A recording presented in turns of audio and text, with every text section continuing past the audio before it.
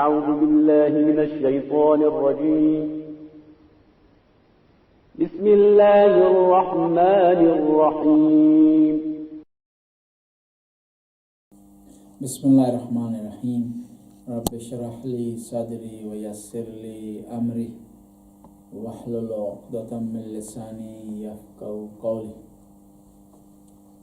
ہم رمضان کے مہینے میں تفسیر قرآن کا سلسلہ شروع کر رہے ہیں اور اس سلسلے کی آج پہلا حلقہ ہے۔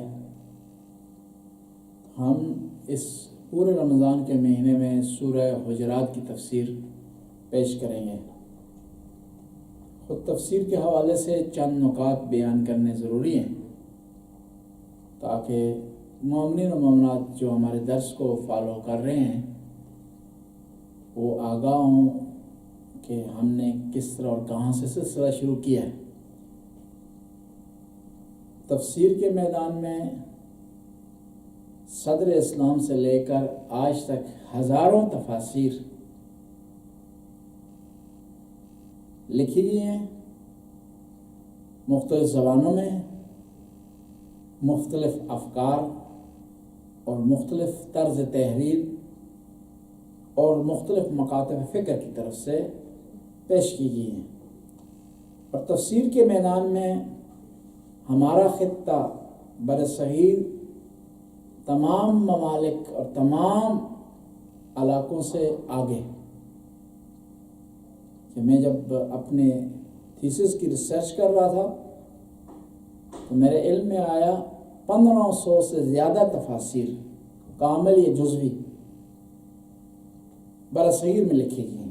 اور برصغیر کی تفسیر کا خاصہ یہ ہے کہ ایک زبان میں نہیں، مختلف لوکل اور بین الاقوامی زبانوں میں تفاسیر لکھی گئی، اور اس حوالے سے اردو کے کئی تراجم اور تفاسیر موجود ہیں۔ بس خلاصہ کرتا ہوں کہ تفاسیر کے حوالے سے جو سب سے پرانی تفسیر ہمارے پاس موجود ہے وہ تفسیر ہے مقاتل ابن سلیمان، جو ہمارے پاس موجود ہے ابھی۔ اور مقاتل ابن سلیمان کی بھی دو تفسیریں ہیں، ایک تفسیر ترتیبی ہے اور ایک موضوعی۔ موضوع آیات الاحکام سے متعلق ہے۔ شیعہ اور سنی تفاسیر کی بہت لمبی فہرست ہے، یہاں پر ٹائم نہیں ہے کہ بیان کروں۔ جو آدمی تفاسیر پر رجوع کرنا چاہتا ہے تو شیعہ جو تفاسیر ہیں چیدہ وہ المیزان ہے، مجمع البیان ہے، التبیان ہے، تفسیر نمونہ ہے، اور موضوع والے سے بھی تفاسیر پائی جاتی ہیں۔ تفاسیر موضوع مکارم شرازی کی ہے، جعفر سبحانی کی ہے، تفاسیر بہت سے علماء تفاسیر پائی۔ لیکن اردو ترجموں کے حوالے سے اگر بات کی جائے موجودہ دور میں جو سب سے بہتر ترجمہ ہے شیعہ مکتوب فکر کی طرف سے وہ حجت الاسلام والمسلمین علامہ شیخ محسن نجفی صاحب کا بہت بہترین ترجمہ ہے اور بہت عمدہ ترجمہ ہے۔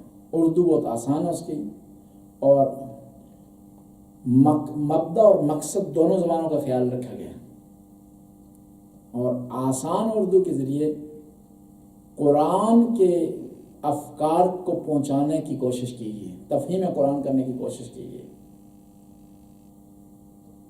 یعنی بعض اوقات بعض جملوں کو جب دیکھتا ہے تو ایسے لگتا ہے جیسے ایک معقولہ سہل ممتنع،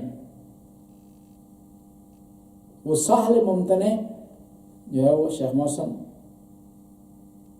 حفظ اللہ کے جو ہے ترجمے میں پایا جاتا ہے۔ اب آتے ہیں اس تفسیر کی طرف، تو بسم اللہ سے شروع کرتے ہیں۔ بسم اللہ الرحمن الرحیم۔ اب با سے پہلے ایک چیز مقدر ہے، استعینو ہے، ابدا ہے، اور با یعنی بسم اللہ الرحمن الرحیم، میں شروع کرتا ہوں اللہ کی مدد سے، اللہ کے نام سے۔ دیکھیں انسان جب کوئی ایک عظیم کام کرتا ہے کسی بڑے آدمی کے نام پر اس کام کو بڑے آدمی کے نام پر منسوخ کرنے کی کوشش کرتا ہے. میموریل فلاں کا اسپتال بنائیں جی, اسکول فلاں آدمی کے نام پر ہے, یہ روڈ فلاں آدمی کے نام پر ہے, یہ عمارت فلاں آدمی کے نام پر ہے. اسلام نے قانون بتا دیا کہ تم چاہتے ہو کہ ایک پاورفل آدمی کے نام پر تمہارے کام ہوں, تو سب سے زیادہ پاورفل خدا کی ذات ہے. تمہارے نام ایک ایسے آدمی کے نام پر ہوں جس کا اختیار دنیا پر چلتا ہے, تو آؤ جو بھی کام تم کرنا چاہتے ہو اس سے پہلے بسم اللہ کہو, تاکہ اس کام سے متعلق ایسے آدمی کا دخل آ جائے جو علی کل شیء قدیر ہے. اب یہ کیوں کہا جاتا ہے کہ ہر اچھے کام میں بسم اللہ پڑھی جائے؟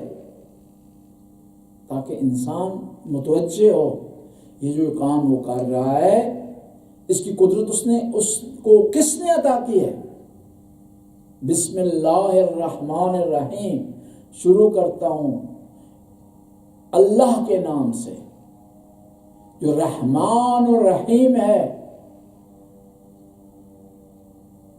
تاکہ ہمارے کاموں میں توحید آ جائے, خدا کو ہمیشہ یاد رکھیں, اور جس کام میں خداوند تعالیٰ کا نام آ جائے اس میں برکت آ جاتی ہے. اس لیے کہا جاتا ہے کل امر ذی بال لم یبتدأ بسم اللہ و ابتر, جو بھی قابل ارزش کام خدا کے نام سے شروع نہ ہو تو وہ ابتر ہے, نتیجے تک نہیں پہنچتا, اس کا نتیجہ صفر ہے. اور جب خدا کا نام آ جائے تو خدا کی صفات آ جاتی ہیں. کھانا کھا رہے ہیں تو بسم اللہ پڑھیں گے تو جس نے رزق دیا اس کا نام آ جائے گا, رزق میں برکت آ جائے گی, بیماریوں سے دوری آ جائے گی. وضو کر رہے ہیں بسم اللہ پڑھ کے وضو کر رہے ہیں, وضو میں توجہ کا عمل رہے گی, برکات اس کی حاصل ہوں گی, نور چہرے پر آئے گا. گھر سے باہر نکل رہے ہیں کسی کام سے بسم اللہ کا کہہ رہے ہیں اور گھر سے باہر قدم رکھ رہے ہیں, تو خدا جب تک وہ انسان گھر واپس نہیں آئے گا خدا اسے اپنے حفاظ میں لے لے گا. اور بسم اللہ ایسی آیت ہے جو ایک دفعہ قرآن میں نہیں آئی, 2 دفعہ قرآن میں نہیں آئی, 3 دفعہ قرآن نہیں آئی, 114 دفعہ قرآن میں آئی. اور علماء کہتے ہیں کہ یہ 114 دفعہ ہے تو بسم اللہ, ہر جگہ اس کا معنی مختلف ہے اس سورہ کے محتوا کے مطابق. بعض کہنے والے کہہ سکتے ہیں کہ ایک دفعہ تو قرآن میں ایک سورہ کی ابتدا میں بسم اللہ نہیں ہے, آپ کس طرح کہہ رہے ہیں کہ 114 دفعہ؟ اب یہ کہ ایک اور سورہ ہے اس میں 2 دفعہ بسم اللہ آئی.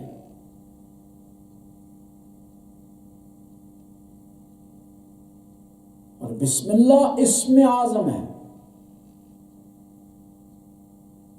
بِأَسْمَائِكَ الَّتِي مَلَأَتْ أَرْكَانَ كُلِّ شَيْءٍ, یہ وہ بسم اللہ خدا کا نام ہے.